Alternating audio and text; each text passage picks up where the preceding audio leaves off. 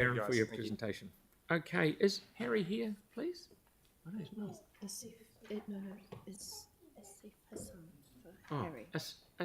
Asif. How was you? Tell me. Yep. Thank you, mate. Oh, for Harry. Yeah. Yes. And have you got 2 5-minute slots? Yes, that's correct. Yes. Yeah. So the first one, I'm just reading on behalf of Harry. He is the chairman of Akaroa and the Base Community Response Team. He couldn't make it for some personal reasons. My name is Asif Hussain, member Banks Peninsula Community Board. So I'm reading this submission on behalf of Akaroa and the Base Community Response Team. The Akaroa and the Base Community Response Team working party is seeking to ensure that the adequate financial resources are allocated in the LTP submission budget to support our work. We are working to strengthen community resilience against natural disasters within the Akaroa and the Base area by comprehensive planning, training, management, and allocation of resources. The eastern part of Banks Peninsula relies on a shingle road, State Highway 75, for primarily access. The road has been repeatedly closed in the past due to flood, slips, or snow, and will do so in the future. The electricity supply to the Eastern Peninsula is via a single high voltage line, which has also proved vulnerable in the past. Many of our smaller communities are in the base that only have one single access road in and out and single power line. Much of the terrain is challenging, with many roads at over 500 meter elevation and more prone to weather extreme than the flatland parts of the city. Learning from the past, early activation of Emergency Operations Center, monitoring forecast activation on EOC at an early stage, and appoint a recovery manager from the start. Communication challenges, response team face difficulties due to limited cell coverage and the challenging terrain, underscoring the needs of clear and effective communication system. And there is a significant need for community engagement. Must be better informed on how the council contacts those communities during natural disasters.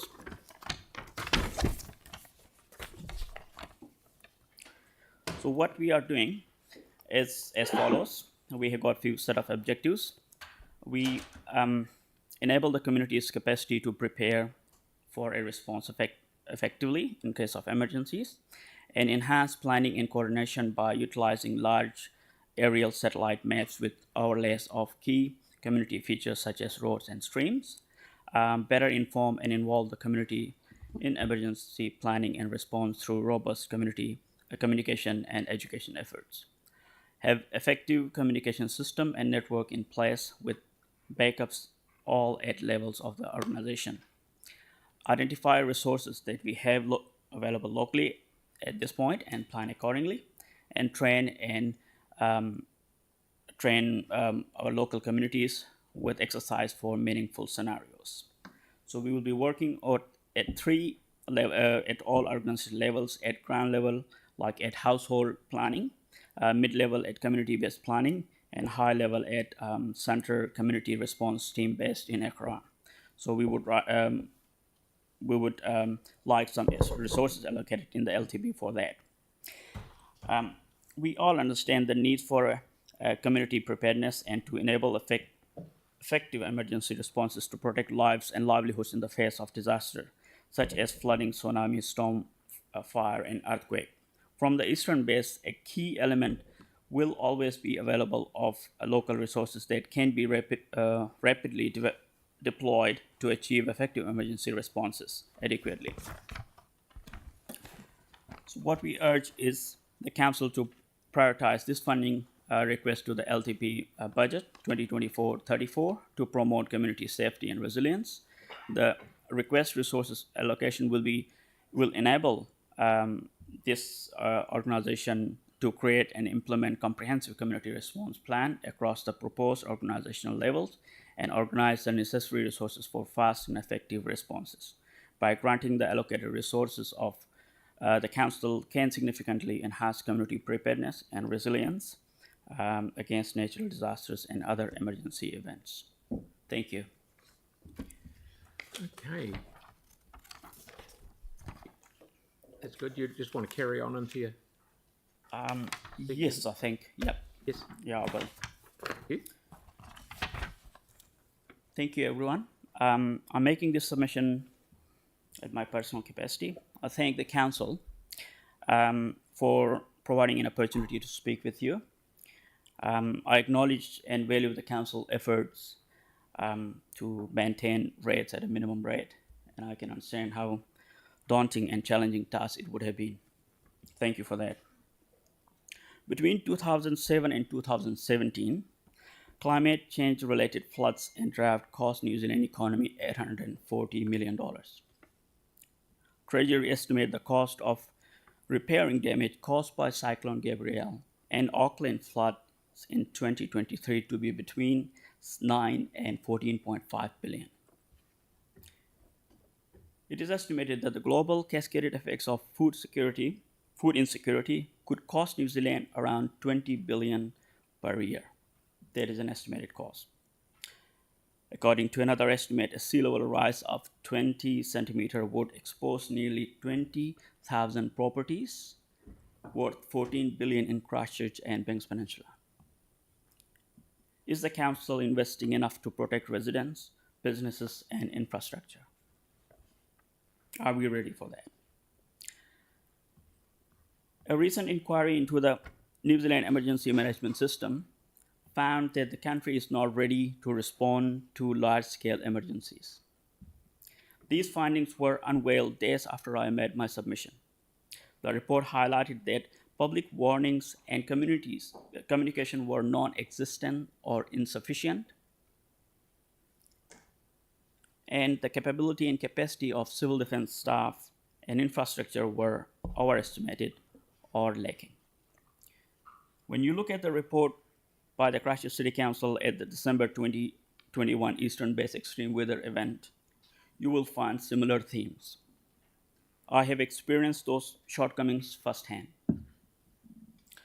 And I believe, Mr. Mayor, you came and visited that storm on site at the time. After the Cyclone Gabrielle and Auckland floods in 2023, the government set up a new service to support homeowners with natural disasters insurance claims. I urge the Council to embed a permanent claim resolution service as part of its climate change adaptation services, resolving disputes and claims by supporting homeowners and businesses with insurance claims. This could be done by setting services such as the Insurance Financial Service Ombudsman scheme that was set in response to earthquakes in 2011. At COP 28 in Dubai, the UAE framework for global climate resilience recognized that the current level of finances for adaptation were insufficient and called for a larger and more flexible finance. In response, the United Nations Office for Disaster Risk Reduction, with a contribution from more than 20 organizations, developed a guide for adaptation and resilience financing. I urge the Council to incorporate these guiding principles into its long-term plan and revise the Otatahi Christchurch climate change strategy based on the principles set in this guideline. A customized roadmap must be developed with clear guidance on how costs will be distributed among individuals, communities, and businesses to achieve systematic transformation towards climate resilience. Due to the isolated nature of Banks Peninsula, each community has unique needs. Special attention must be given during capital program investment to ensure alternative and reliable access to these communities. Increasing natural disasters have highlighted vulnerabilities in rural roads, requiring resilience measures. I have experienced it multiple times myself.